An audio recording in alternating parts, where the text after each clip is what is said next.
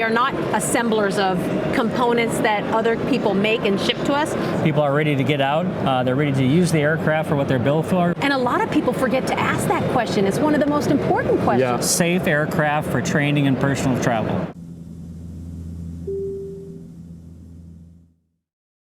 Let me introduce Jacqueline. I'm very grateful to you that you were able to devote some time during your hectic schedule at Friedrichshafen Aero. Tell us a bit of Piper Corporation and the models, and let's start with the Piper. Yeah, so we'll start with the company. This is our 85th year, so we are a legacy aircraft manufacturer.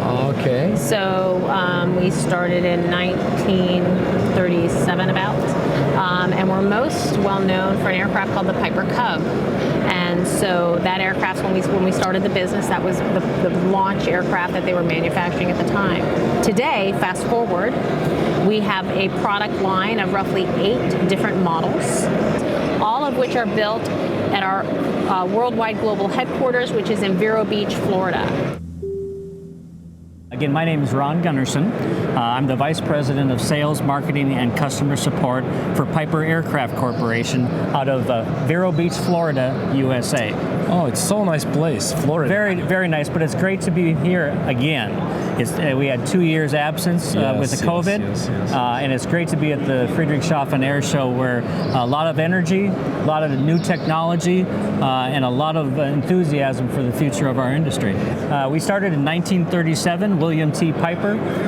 Actually, this year is our 85th anniversary. Oh, congratulations. Thank you very much. In that time frame, since 1937, Piper has produced 150,000 aircraft, of which about half, about 80,000, are still in flying today.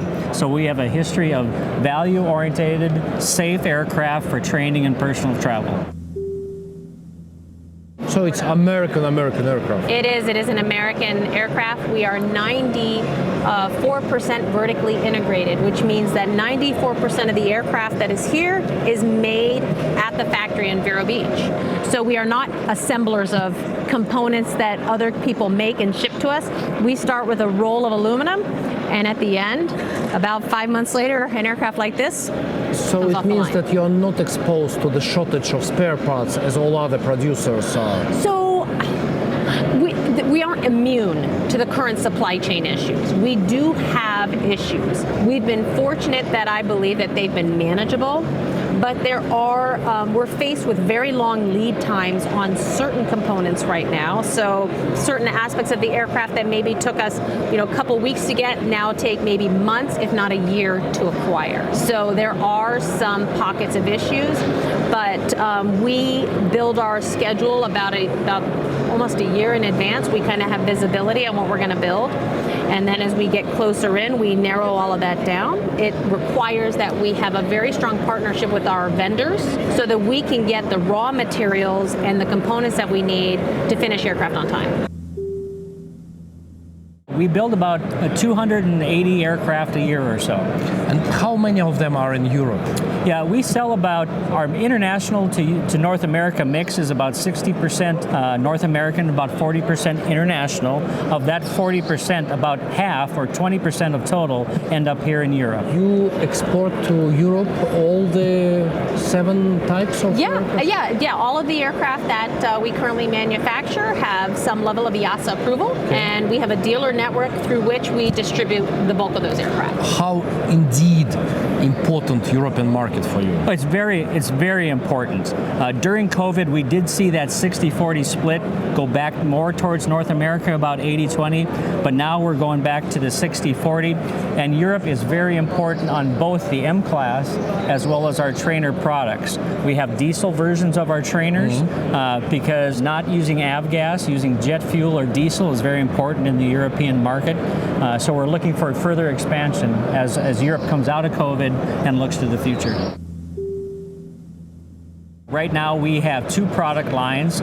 We have a trainer class of small 4-seat aircraft, both single engine and twin engine. And like the aircraft behind us, the M350, we have pressurized single engine aircraft, both piston and turboprop powered. Can you tell us about these leader of your production. So what is it and how it works? For dilettantes, it looks like Pilatus. It does, yes.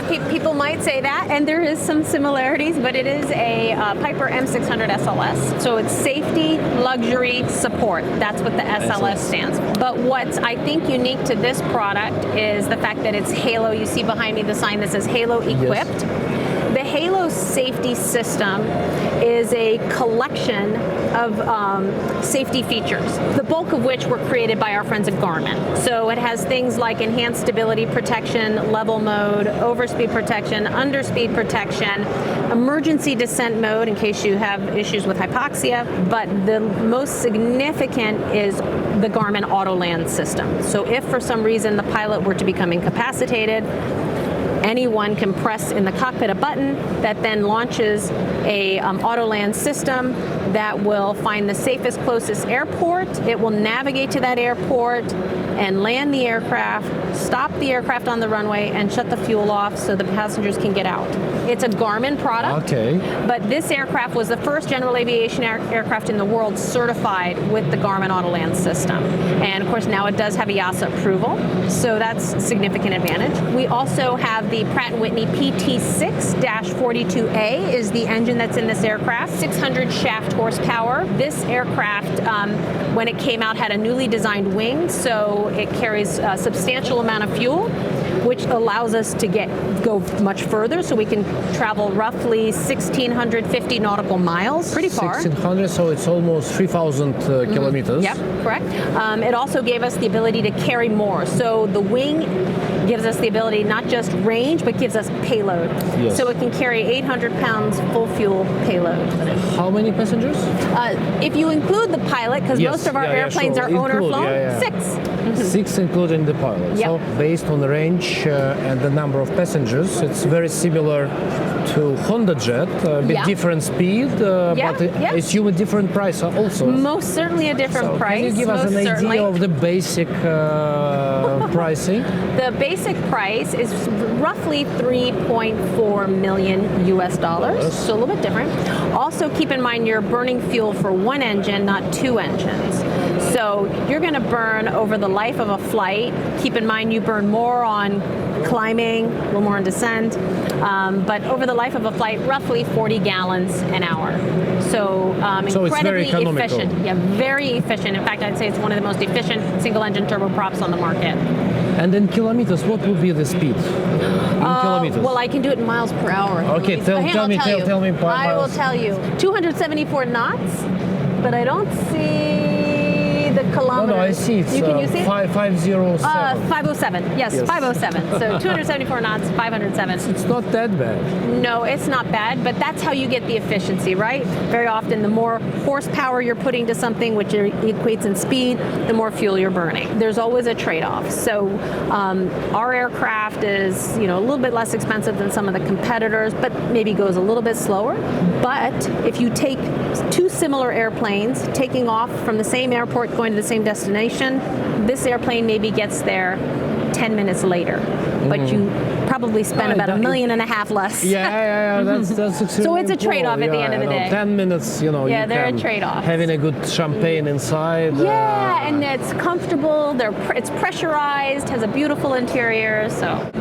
And do you have an idea, just rough idea of the cost of owning it? So the acquisition cost, as we mentioned before, is roughly $3.4 million. The operating cost at the end of the day depends on where it's based and the cost of fuel. But generally speaking, you're looking at an hourly cost that's well south of $1,000, north of probably $500. That's including the maintenance costs. Yes? Yeah, we have a maintenance number that we factor in there. Yeah, and keep in mind when we deliver these airplanes, that safety luxury support, the support means that it comes with a pretty substantial warranty program, but it also comes with a maintenance program as well. Can you give us an idea of the number of production units per year and total in the market? So currently currently in the market, we just delivered serial number 205, so there's roughly 205 M600s in the market. Very good. And on an annual basis, we're producing anywhere, it's a little funny right now, but we're producing somewhere on average of 38 to 45 units of this particular model. They're manufactured based on orders. So we build to order. Yeah. So we don't build anything hoping and praying that someone will buy it. Most producers say that there is a lack of spare parts and they have to somehow reduce the production while replace something. What about your situation? That's a very good question. During the COVID period, we did have a lot of aircraft that the customers requested to move the deliveries farther to the right or into the future. So our production went down about 25% in 2020 and 2021. We're now seeing that come back. It could come back faster, but we are seeing difficulties with the supply chains. Not so much from engines and avionics and bigger components, and not so much in the raw aluminum, but a lot of the specialty components like gear actuators, servo motors, environmental heating and air conditioning components, technical components that are low volume. We are having difficulty with some of those supply chain channels. How many of such aircraft are now in Europe? So it's been a little, like I said, funny with COVID, but if I had to just, guess a number, I would say roughly somewhere around 20 or so. 20? Yeah. Not really much. No, but part of that, keep in mind this product launched, the M600 was announced in 2015, but we didn't start deliveries till roughly 2016. We didn't have EASA approval for another year, and then COVID. So I think had we not had COVID, that really restricted the pace of deliveries to the European market. But now, as we're coming out on the backside of COVID, the demand, which we've seen at this particular event, has been incredibly significant. So I think in the next few months, we're going to see the volume of aircraft in the marketplace expand exponentially.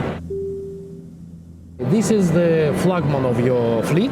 It is, and yes. We see here the second aircraft you brought to the show. Yeah. Tell us, what is it? So that is our M350. So there are 3 aircraft in the M-class line. We've obviously talked about the M600, and then at the beginning of that line is an M350. For those of the people watching this video, if they're familiar with the Piper product line, they will immediately recall an aircraft called the Piper Malibu, or perhaps the Piper Mirage.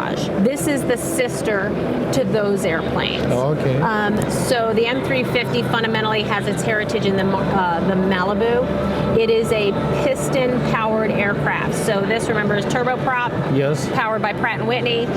The M350 is a piston aircraft powered by a TIO 540 engine, which is a Lycoming power plant. So turbocharged, not turboprop, and it's pressurized. So it's one of the only piston pressurized aircraft available on the market. Really? Making it kind of unique, but also very, very attractive because you can acquire, it's fundamentally the same fuselage, right?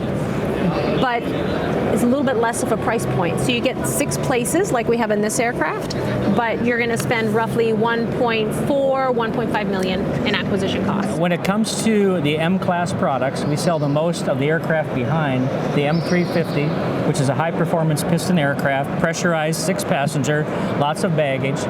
We'll sell about 30 of those a year. The M600, which is a turboprop version of that aircraft behind me, will sell about 40 of those a year. Those are the aircraft that people use for traveling distances, such as your program you're talking about. On the trainer side, the 4-seat trainers, we build about 150 single-engine Archer and Pilot aircraft, which are simple 4-seat, 180 horsepower propeller airplanes a year. The aircraft that travel places, it's the one behind us, and when it comes to training aircraft, you don't have it on camera here, but it's a much less expensive, simple aircraft. If us or our clients decide to buy aircraft, what is the delivery timing? Yeah, right now it is longer than normal because of the backlog that we have right now, but typically you're looking into the later part of 2023. So it's roughly 1.5 years. Yeah, 1 to 1.5 years period. Again, we do sell through the dealer organization like the M class here. Yes. Some of those, some dealers in some areas have spots that are earlier that are not retailed, and the dealers will trade aircraft back and forth to try to find you one. I assume that even some models would be not that interesting. Yeah. But due to delivery, clients would have to make a decision to buy not popular models. Yeah, exactly. So, so for the M600, there's potential to maybe acquire one towards the end of this year. There's just a handful that the dealers are keeping as demo models. Okay. So those are airplanes they haven't sold yet that people could maybe get their hands on.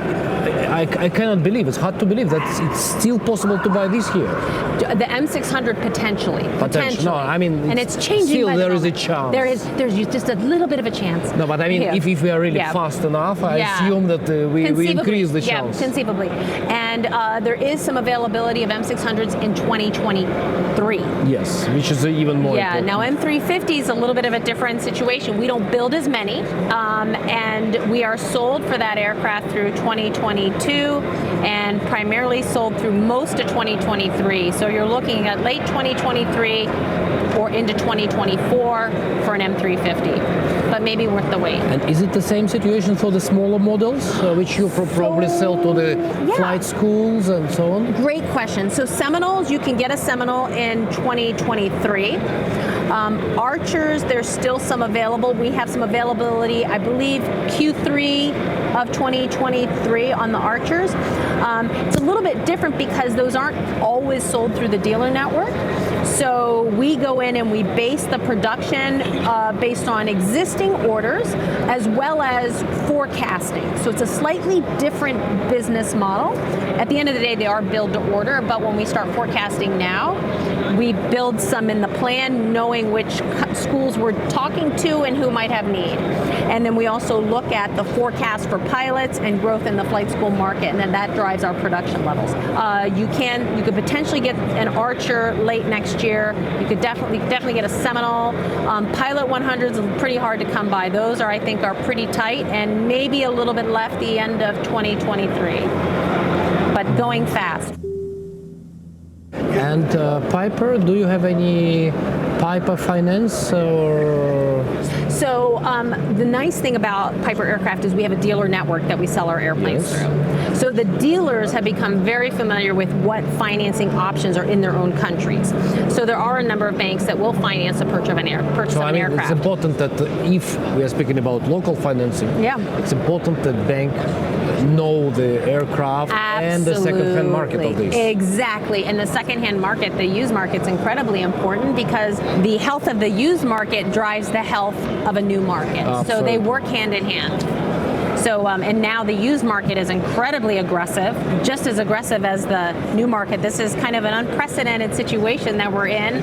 I think we're all grateful for it, but we also have to exercise some control. So, but our dealers are a great asset because they then know exactly what financing options would exist in those countries and maybe where the best terms are for the customer. And the question which always asked by the potential buyers and clients, what about maintenance in Europe? Yep. So what's another great thing about Piper Aircraft is we have worldwide just nearly 80 service centers. So we have quite a few service centers throughout Europe. Our dealer, we have most of our European dealers are represented here, all of which have some sort of maintenance support program in place. Piper Germany, in fact, is one of the biggest maintenance providers, as well as the largest parts distributor in Europe. So we have a great footprint for both parts and service in the European market, which is, as you pointed out, critically important.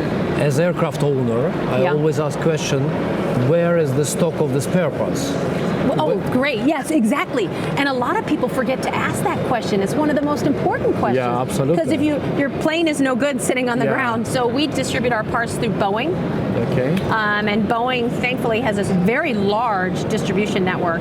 And so we have parts located around the world, but we have a number of locations in Europe, with Piper Germany being the largest one. That's really important because even with all these fast post services, express mails and so on. Yeah.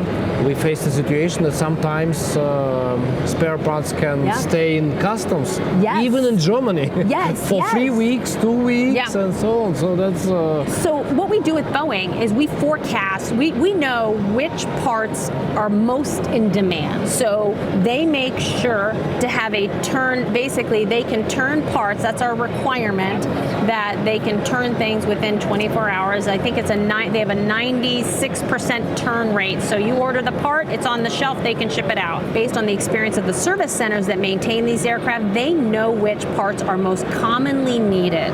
So they're very good at making sure that they have the stock in place of those components that are most likely to be needed for these aircraft.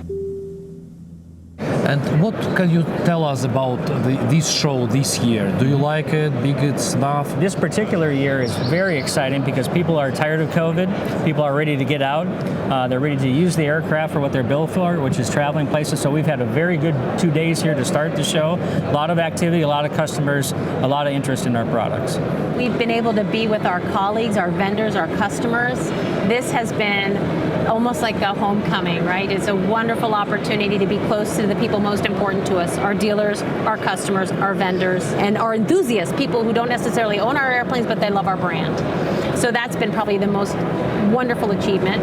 Second to that has been you can clearly see and hear the excitement about aircraft ownership and about kind of a return to normal. So that is promising for us as we do planning for production and growth for our company. So we'll be back next year for sure. Friedrichshafen is a very important show for us because it's right in the middle of our markets. We build smaller type aircraft, and that's what the action is here in Friedrichshafen. Would we come back here? I will tell you this is one of our most favorite shows. This is the best general aviation event outside the United States to participate in. It would be foolish to not come here. It is worth every single penny to be here. Are you planning to come also personally to eBase or? Yes, as a factory, Piper Aircraft, we participate in 2 primary shows in Europe each year. That's this one, Friedrichshafen, as well as eBase in Geneva later in May. And no Farnborough? No Farnborough. Farnborough is a typical above our aircraft level. I mean, you're getting into larger airliners and that type of thing, and large business jets. So it's a little bit out of our target zone, if you will.